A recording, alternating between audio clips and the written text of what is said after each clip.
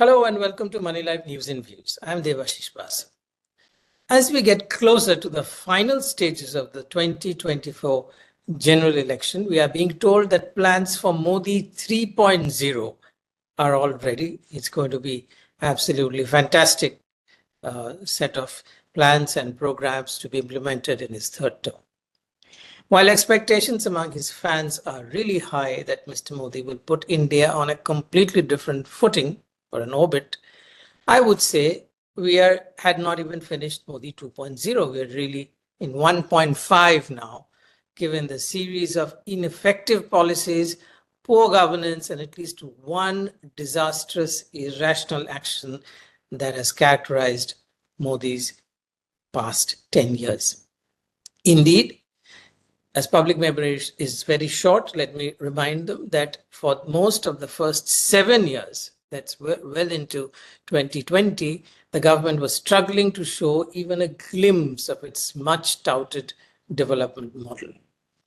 A part of the blame for this lay with the mess left behind by the United Progressive Government of Congress, but Modi's entire first term and 2 years of the second term were largely characterized by wrong, irrelevant, and wasteful policies that hobbled the Indian economy. It is only in the last 3 years that the economy has moved ahead from Modi 1.0, which it was stuck in for 7 years, to 1.5.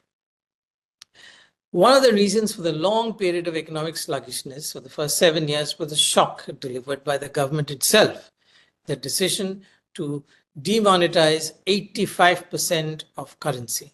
It remains the lowest point in his policy making, causing massive disruption, destruction of jobs and businesses, and inflicting widespread misery.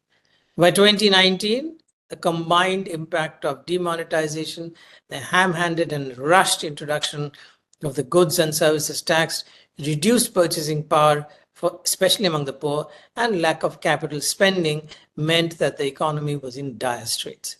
People have short memories, which helps politicians. To jog your memory, this was the picture of mid-2019. These are absolute facts. Poor export growth, cries of tax terrorism, even from Modi supporters, collapse of gross domestic product growth rate well below 5%, effectively 3.5% under the old method, auto sales at a 20-year low, poor manufacturing growth, a crisis in financial services and banking after some big defaults, household consumption at a 4-decade low, unemployment at a 45-year high, and so on. In a desperate move in September 2019, the government cut taxes drastically for the corporate sector to kickstart growth. This knee-jerk move achieved very little because corporates don't invest just because they have more surplus due to tax cuts. They need to see higher demand. When COVID-19 dealt another big blow to the economy, the government finally stepped in to generate growth through huge capital expenditure of its own. Strangely, Mr. Modi does not take credit for this in his election speeches, although there's a lot that the government has done. The government has spent massive amounts of money to increase defense production, urban infrastructure, railways, renewable energy, transportation, water supply, etc. Government capital expenditure as a percentage of total expenditure hit 28% in FY24 from just under 14% in FY14. The government has also incentivized local manufacturing through production-linked incentives for 14 sectors, though it is too early to judge their impact. While the economy and the stock markets have benefited from massive government spending, such spending will have to continue for a long time because there are many structural impediments to the private sector picking up the baton of growth right now. This is where the picture gets muddy. Does the Indian government have the capacity to continue such high spending, that's 11 lakh crores a year plus inflation year after year? Already India's debt to gross domestic product ratio is at 82%, one of the highest ever. A small crisis would push interest rates higher, rupee lower, ruining the government finances and the one engine that is keeping the economy running faster, which is government capex. On the other hand, have there been any structural reforms to help the private sector fulfill the responsibility of generating consistently high long-term growth? Not quite. We needed hardcore reforms such as minimizing frictional cost of doing business, reducing time for approvals, reducing the cost of infrastructure such as power, toll, fuel, etc., and also improving labor productivity, which is among the lowest in the world.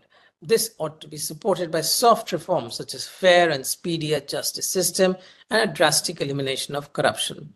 The government has made no dent in any of these critical areas.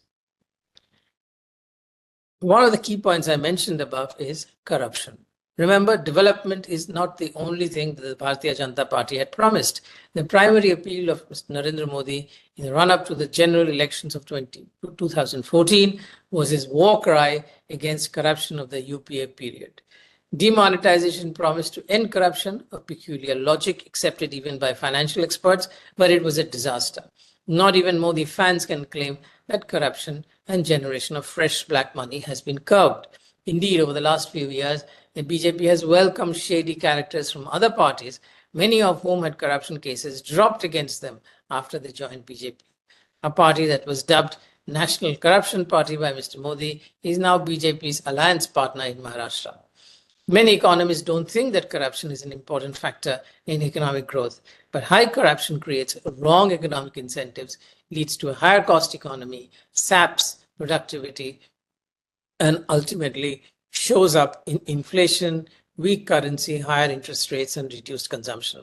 Like corruption, all elements of the economy under Modi 1.0 have remained the same under Modi 1.5, while increasing tax and spend to create growth. If these structural issues are addressed, yes, corruption included, we could brand it Modi 3.0 if you like. For India's sake, let's hope he tackles these fundamental issues in his third term, which he is widely expected to start very soon. If you liked what you've just watched, please do share and please do subscribe. Thanks for watching.